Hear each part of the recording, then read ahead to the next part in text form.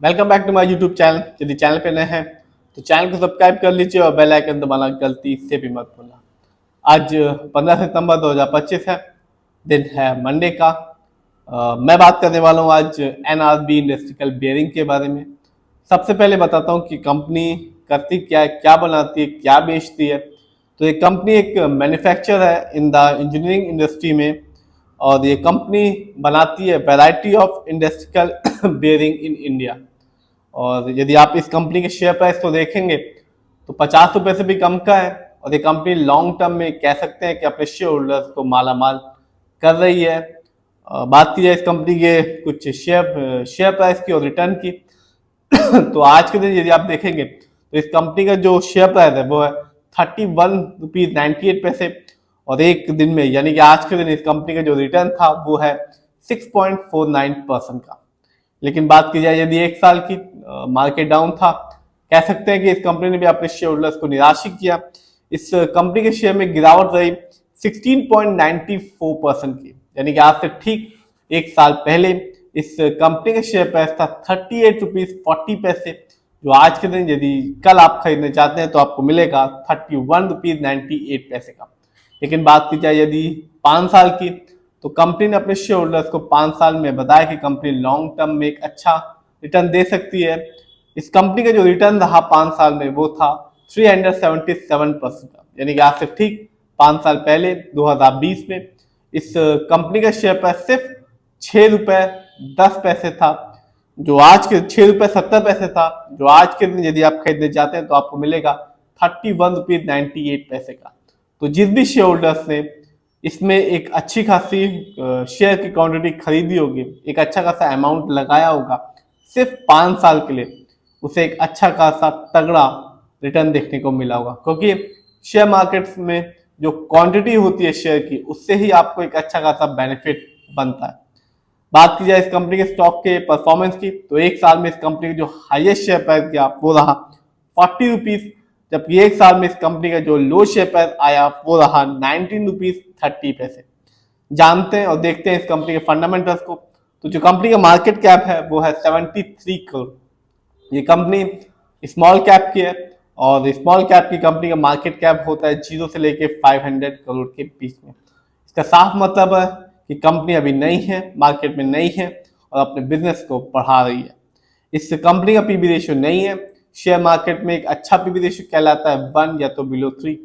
इस कंपनी का industry P है 52.62। शेयर मार्केट में एक अच्छा इंडस्ट्री पी होता है 20 से लेकर 25 के बीच में। इंडस्ट्री पी से ये साफ पता चलता है जो कंपनी के स्टॉक है मार्केट में क्या वो चीप है या एक्सपेंसिव है।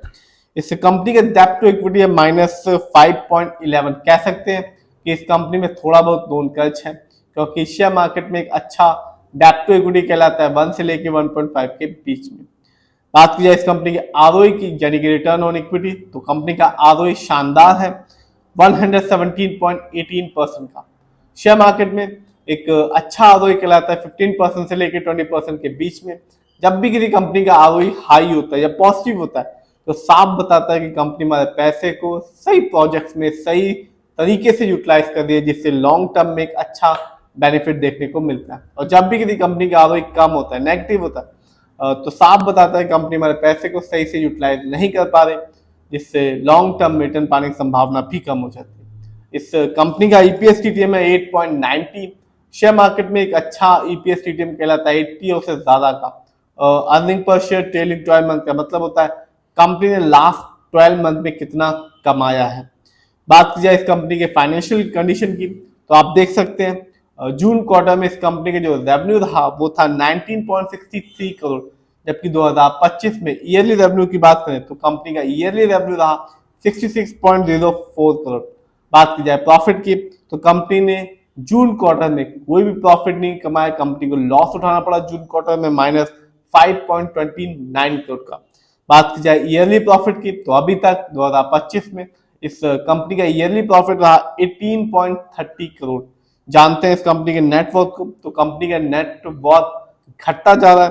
कंपनी ने 2024 में इस कंपनी का जो कह सकते हैं कि नेट लॉस था, वो सबसे नेट वॉथ था वो था -40.71 करोड़, जबकि 2025 में इस कंपनी ने इसको कम कर लिया है, -23.75 करोड़ तक ही इस कंपनी का कह सकते हैं कि नेट लॉस रह गया है। बात करें इस कंपनी के शेयर होल्डिंग पैटर्न की, तो आप देख सकते हैं इस कंपनी में जो प्रमोटर है यानी कि इस कंपनी के जो ओनर्स हैं उनका पैसा सबसे ज्यादा लगा हुआ है एनआरबी इंडस्ट्रियल बेयरिंग्स में, जिसका परसेंटेज है 72.49% का। ये एक अच्छी बात होती है क्योंकि जिस भी कंपनी में शेयर होल्डिंग पैटर्न में प्रमोटर का पैसा अच्छा लगा रहता है तो इससे एक रिटेलर्स को भी एक विश्वास बना रहता है कंपनी में। बात की जाए रिटेलर्स की, तो रिटेलर्स का पैसा इस कंपनी में लगा हुआ 27.56% का।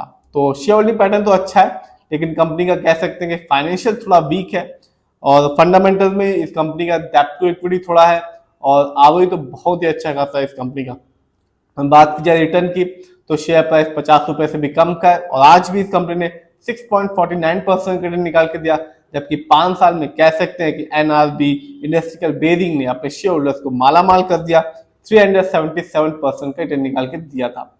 फिर भी आप जिस भी कंपनी के शेयर को खरीदें खुद रिसर्च करें, एनालाइज करें, अपने फाइनेंशियल एडवाइजर की राय लें, फिर ही अपने पैसे को शेयर मार्केट में लगाएं।